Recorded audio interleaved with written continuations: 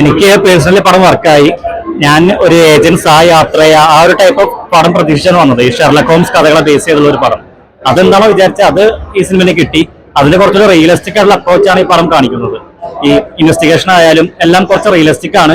പിന്നെ അതിനിടയിൽ കുറച്ച് ആക്ഷൻ സീൻസ് എല്ലാം ആ റിയലിസ്റ്റിക് അപ്രോച്ചിൽ നിന്ന് മാറി വന്നിട്ടുണ്ട്. അത് മാത്രമേ കുറച്ച് നെഗറ്റീവായിട്ട് തോന്നി.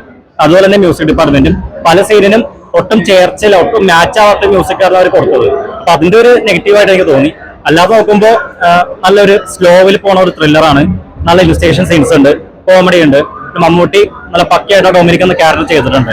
പിന്നെ ക്ലൈമാക്സിൽ വരുമ്പോൾ ടെസ്റ്റ് ഒരു മലയാളി ഓഡിയൻസിനെ സംബന്ധിച്ച് ഒരു ഗംഭീര ടെസ്റ്റ് തന്നെയാണ്. നമ്മൾ ആരും എക്സ്പെക്ട് ചെയ്യില്ല അങ്ങനത്തെ ഒരു ടെസ്റ്റ്.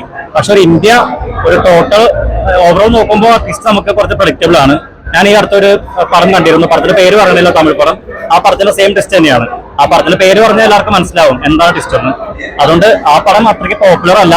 അത് കാണാത്ത ഒരു മലയാളി ഓഡിയൻസിന് പടം വർക്കാവും. ആ ടെസ്റ്റ് എല്ലാം ഗംഭീരം തന്നെയായിരുന്നു. എനിക്ക് പേഴ്സണലി എനിക്ക് പടം വർക്കായിട്ടുണ്ട്.